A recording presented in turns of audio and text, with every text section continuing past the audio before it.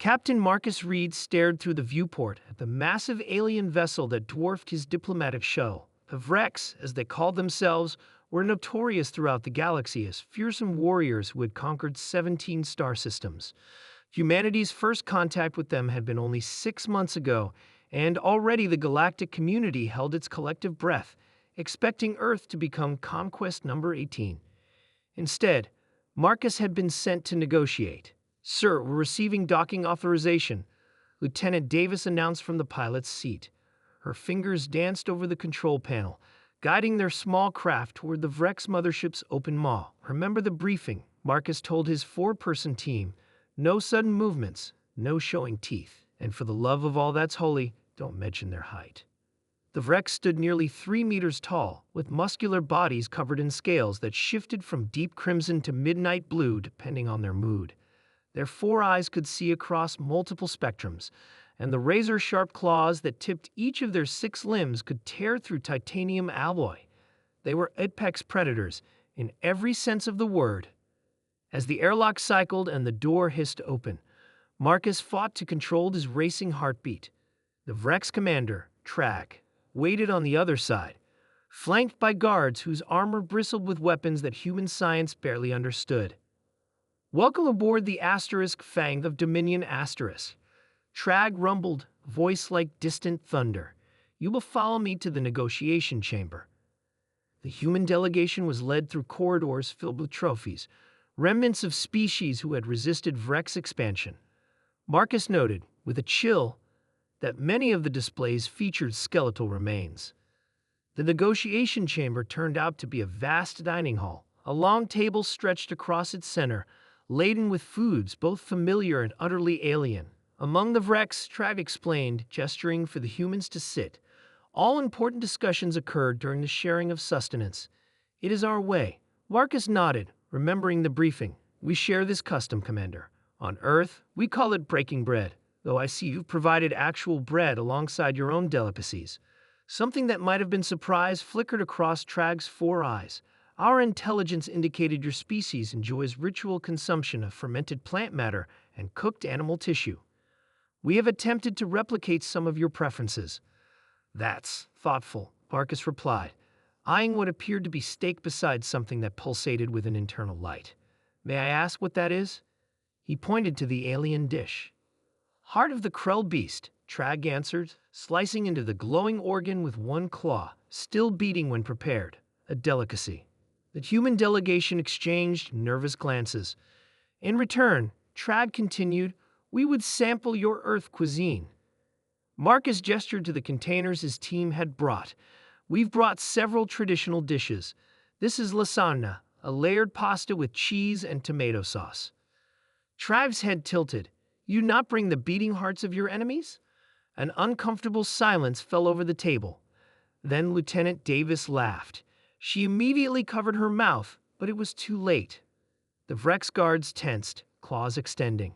Marcus felt sweat break out across his forehead. "I apologize for my officer's outburst, Commander. It's just that humans don't typically eat our enemies, or their hearts, beating or otherwise." Trag's scales shifted to a perplexed blue-green. "Then how do you absorb their strength? How do your warriors grow powerful?" "We train, we exercise, we eat protein. We don't need to consume sentient beings to become stronger." The Vrex commander leaned forward, all 4 eyes fixed on Marcus. "Fascinating. Your species has achieved space travel without ritual consumption of your rivals. How have you not destroyed yourselves through constant internal predation?" Marcus chose his next words carefully. "We learned to cooperate, to see value in our differences rather than viewing them as weakness to be culled." "And yet," Trag rumbled, "your historical records show countless wars." "We're not perfect," Marcus admitted. "We still fight, but we've learned that there's usually more to gain from working together than from conquest." Trag fell silent, contemplatively cutting another piece of the pulsating heart. Then, to everyone's surprise, he reached for the container of lasagna and scooped a portion onto his plate. "Perhaps," the commander said, "there is wisdom in trying new approaches." The tension in the room eased slightly as Trag took his first bite of human food. His scales rippled with unexpected pleasure. This contains no life essence of conquered foes, he noted, yet it is satisfying. It's my mother's recipe, Davis said, finding her voice again. The concept seemed to confuse the Vrex commander. Your genetic progenitor created this sustenance formula. Yes, Davis smiled. Food is often about connection for us, sharing. We pass recipes through generations. Not dominance displays, another Vrex officer asked. Well, sometimes cooking competitions get pretty intense, Marcus chuckled, but generally no. Something shifted in the giant chamber as the Vrex began, tentatively sampling more human dishes. Questions flowed more freely. Discussions of biology, culture, and custom replaced thinly veiled threats. By the meal's end, Marcus realized that the negotiation had taken an unexpected turn.